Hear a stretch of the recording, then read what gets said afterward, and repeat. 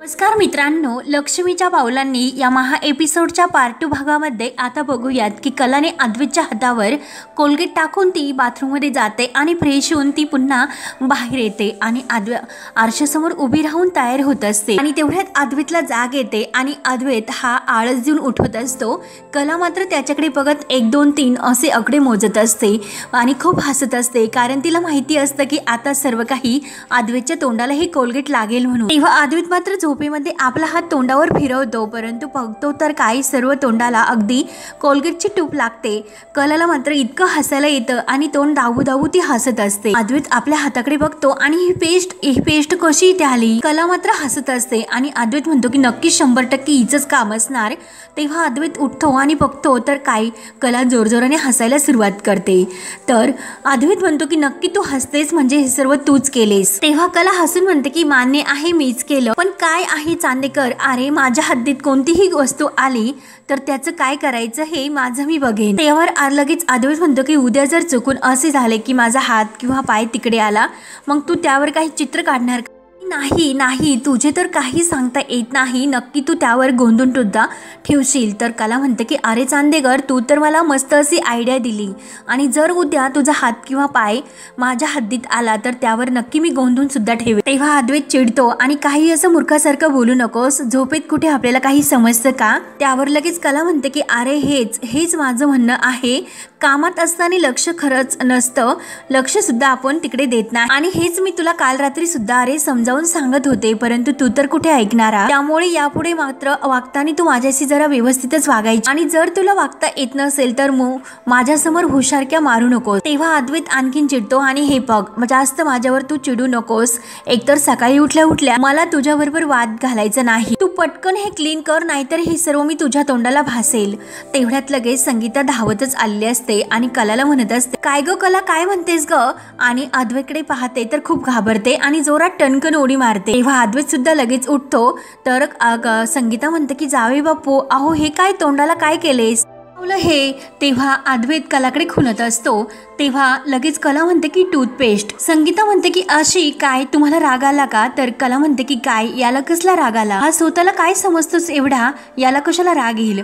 तेव्हा संगीता जोरात कलाच्या पाठीत मारते आणि काय ग काय बोलतेस तू? आणि अद्वैतला म्हणते की जावे बापू, यापुढे जर हिने असा काही त्रास दिला तर तुम्ही मात्र गप्प बसू नका, मी तुम्हाला सांगते। तेव्हा अद्वैत म्हणतो की ओके मिसेस खरे, तुम्ही सांगताना अगदी तसेच करे। तेव्हा कला लगेच त्याचं सोंग आणते आणि काय ओके म्हणतोस म्हणजे अरे सावसूतपणाचा किती आव आणतोस? तेव्हा कलाला संगीता लगेच दामटवते, जा तू जावई बापूंसाठी कॉफी घेऊन ये। कला म्हणते की आई, तर संगीता म्हणते की जा म्हणतेस ना। तेव्हा अद्वैत हसून कलाकडे बघत असतो आणि कलाला शेवटी जावीच लागते आणि संगीता अद्वैतला म्हणते की जावई बापू, अहो हे साफ करून घ्या, अहो जर बघितले हे तेव्हा तर मी खूप घाबरले होते आणि जर खाली कोणी तुम्हाला असे बघितले तर ते सर्वजण अगदी घाबरतात, म्हणजे तुम्ही हे सर्व काही तोंडाला लागेल सर्व पुसून टाका चला। तेव्हा संगीता विचार करते की नक्की हे लागले कसे असेल, ती तोंडामध्ये बोट घालते आणि दात घासल्यासारखं करते की तसे लागले की काय, परंतु तिच्या लक्षात येत नाही की हे सर्व कलाने केले म्हणून। तेव्हा मात्र अद्वैत तयार होऊन बाहेर येत असतो आणि संगीता ही गप्पा करता करता अद्वैतशी बोलत खाली येत असते की अहो आमची कला अशीच आहे,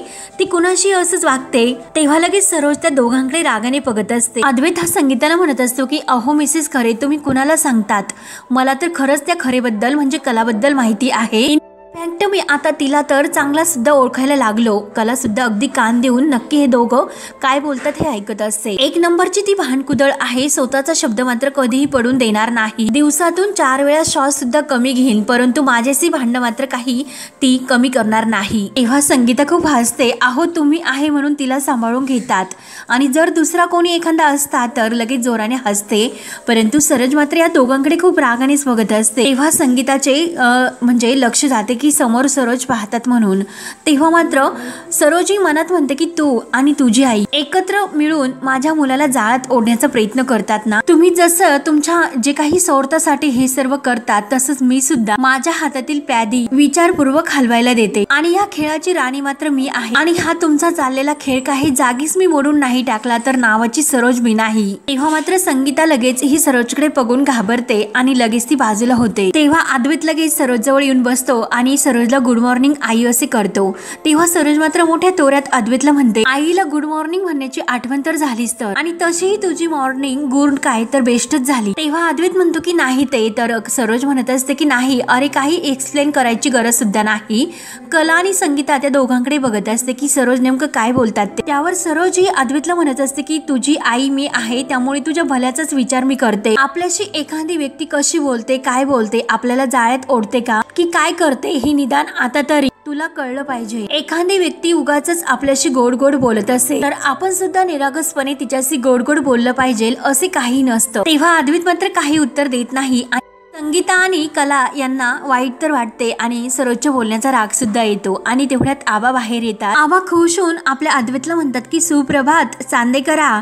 तेव्हा लगेच अद्वैत खुश होतो आणि आबा किती वर्षातून तुम्ही मला अशी हाक मारलीस आणि गुड मॉर्निंग असे म्हणतात, लहानपणी तुम्ही मला अशी हाक मारायचात. तेव्हा लगेच संगीता ही आबांसाठी चहा घेऊन येते आणि अद्वैतला म्हणते की अद्वैतराव कला तुमच्यासाठी कॉफी घेऊन येते. आणि आबांना चहा देते तर आबा म्हणतात की विहीनबाई अहो तुम्ही कशाला त्रास घेतला. संगीता म्हणते की नाही हो चालतंय की काही फरक नाही. तेव्हा मात्र संगीता इकडे तिकडे बघते आणि आबांना हळूच म्हणते की अहो आबाजी, अद्वैतरावांना आणि आमच्या कलाला एकत्र आणण्यासाठी आपण काहीतरी करायला हवं. तेव्हा आबा म्हणतात की विहीनबाई अगदी माझ्या मनातील बोललात आणि या विषयावरच मला तुमच्याशी बोलायचं होतं. आपण काय करू शकतो, काही आयडिया आहे का तुमच्या डोक्यात. तेव्हा संगीता म्हणते की अहो आबाजी तसं म्हणायला गेला तर हा त्यांचा पहिला दिवाळी सण आहे. आपण असं काहीतरी करू, एकत्र त्यांना काहीतरी करायला सांगू आणि ते पण एकमेकांशी न भांडता. म्हणजे त्या दोघांची डोसकी आहे ना ती एकमेकांमध्ये अशी अडकती पण आदळणार नाही. तेव्हा आबा आणि संगीता यांना हसू सुद्धा खूप येत असतं. आबा म्हणतात की एकच नंबर, म्हणजे दोघांना सुद्धा खरेदीला पाठवायचे म्हणजे काही वेळ ते दोघे जण एकत्र राहतील आणि दोघांच्या आवडीनिवडी सुद्धा ते समजून घेतील. लय भारी, म्हणून आबा खूप खुश होतात. तेव्हा संगीता म्हणते की जर त्यांना भांडावशी वाटले तर दुकानदाराशी भांडशी, एकमेकांशी नाही. तेव्हा अद्वैत आणि हे आबा आणि संगीतावर लक्ष ठेवतो की नक्की ह्या दोघांचं काय सुरू आहे. परंतु जेव्हा मात्र ते दोघे मोठ्याने हसतात तेव्हा अद्वैत म्हणतो की एक सेकंद, तुम्ही एकमेकांशी आपापसात काहीतरी हळू आवाजात बोलतात का. तेव्हा आबा आणि संगीता एका आवाजात म्हणतात की नाही. तेव्हा अद्वैत म्हणतो की म्हणजे नेमकं काय. तर संगीता म्हणत असते की अहो मी अद्वैतराव असे मी हळू आवाजात आबांशी काहीतरी मी त्यांना सांगत होते आणि माझ्या हळू आवाजात ते ऐकत होते. म्हणजे मी हे सांगत होते आणि परत विचार करते की नक्की काय सांगत होते. अहो चहामध्ये जरा साखर